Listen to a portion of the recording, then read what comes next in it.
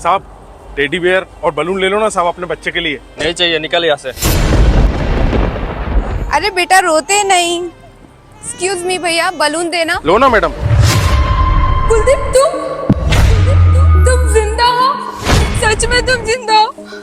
तुम तो जंग में शहीद हो गए थे ना, फिर यहाँ कैसे? ये बच्चा किसका है? वो सब छोड़ो, पहले ये बताओ कि तुम जिंदा थे तो घर वापस लौट के क्यों नहीं आए? इतने सालों से कहाँ थे तुम? जंग लड़ते हुए मैं पहाड़ी से नीचे गिर गया था और मेरी याददाश्त चली गई थी सर में लगने की वजह से, और इतने सालों से पहाड़ी में बसे हुए गांव में ही मैं था। उसके बाद में मेरी याददाश्त आ गई और याददाश्त आने के बाद में मैं तुम्हें ढूंढने आया था घर पर, लेकिन तुम घर छोड़ के जा चुकी थी।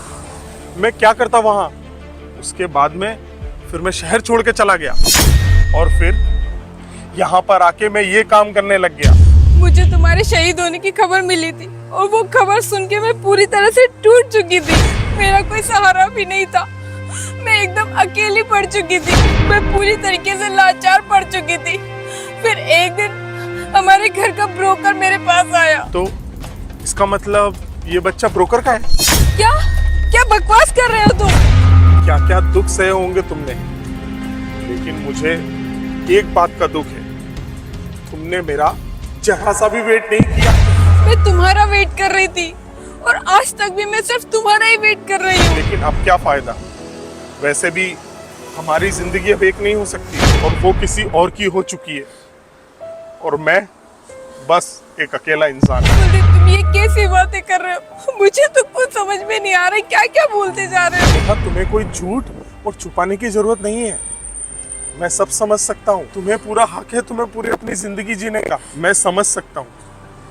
तुमने दूसरी शादी की और तुम एक बच्चे की माँ भी बन गई। कुलदीप तुम ये कैसी अनाप शनाप बातें कर रहे हो? एक बार मेरी बात तो सुन लो, ये किसी और का बच्चा नहीं है, ये हमारा बच्चा है, ये हमारा बच्चा है, ये हम दोनों का बच्चा है। ये देखो। क्या ये सच में हमारा बेटा है? हाँ। नेहा, नेहा देखो ना, देखो इसका चेहरा बिल्कुल मेरे से मिलता है ना। तो इसका मतलब तुमने उस ब्रोकर से शादी नहीं की? कुलदीप तुम ये कैसी पागलों की तरह बात कर रहे हो? मैं उस बुड्ढे से शादी क्यों करूंगी? तुम ऐसा सोच कैसे सकते हो कुलदीप? मैं तुम्हारी बीवी हूँ, एक फौजी की बीवी हूँ। एक फौजी अपने देश के लिए सब कुछ कुर्बान कर सकता है, तो क्या हम बीवी उस बलिदान की सम्मान नहीं कर सकते? उनका वेट करें और सारी उम्र उनकी ही बन के रहें, चाहे फिर सुहागन बन के या फिर विधवा। नहीं नेहा, ऐसा नहीं है।